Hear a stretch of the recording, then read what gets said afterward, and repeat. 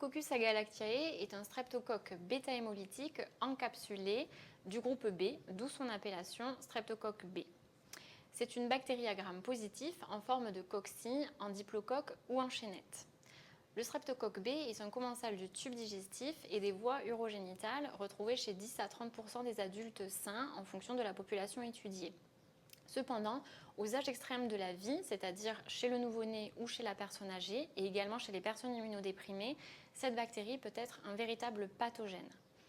En effet, on estime que cet agent bactérien est le premier agent responsable d'infections invasives néonatales bactériennes dans le monde et on compte environ 400 000 cas d'infection chaque année qui sont responsables de 100 000 décès.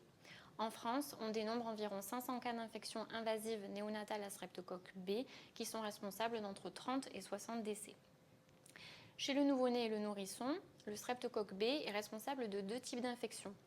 Le syndrome précoce qui survient de la naissance à 6 jours et le syndrome tardif de 7 jours jusqu'à 89 jours, soit 3 mois après la naissance. Les principales manifestations cliniques sont une bactériémie et une méningite. Elles sont grevées d'une mortalité très importante, d'environ 10%, et parmi les nouveau-nés qui vont survivre à l'infection, 30 à 50% des nouveau-nés vont présenter des séquelles neurologiques. La colonisation vaginale et la prématurité sont les deux principaux facteurs de risque identifiés.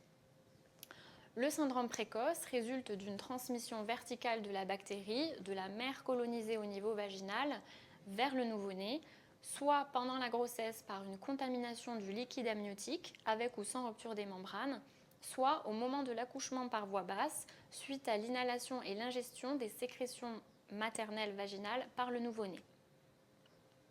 En l'absence d'antibioprophylaxie, le taux de transmission de la bactérie de la mère colonisée au niveau vaginal à l'enfant est d'environ 50% et 1 à 2% des nouveau-nés présenteront une infection.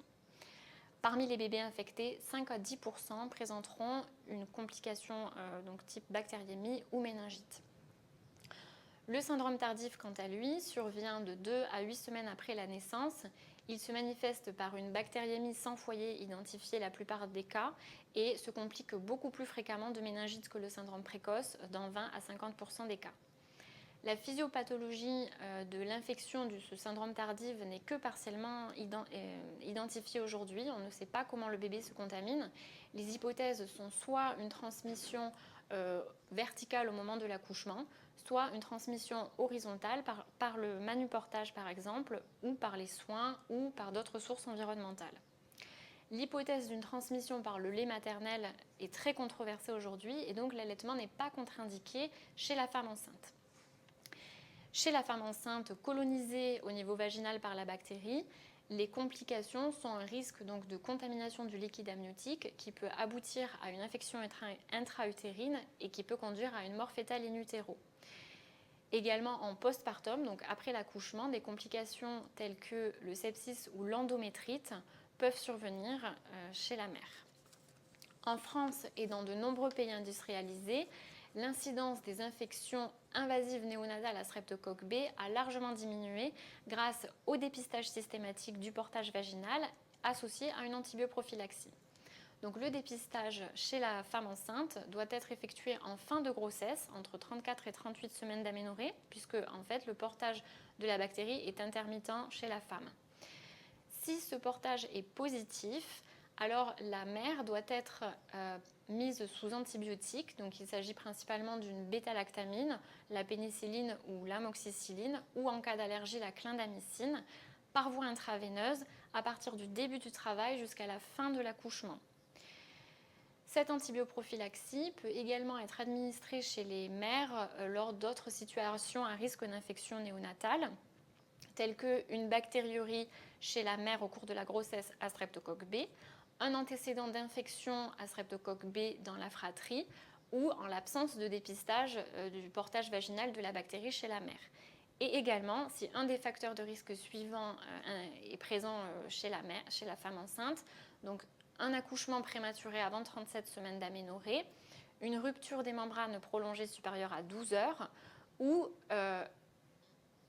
une fièvre maternelle au cours du travail. Ces stratégies préventives sont malheureusement sans efficacité sur les syndromes tardifs qui sont aujourd'hui beaucoup plus fréquents que les syndromes précoces.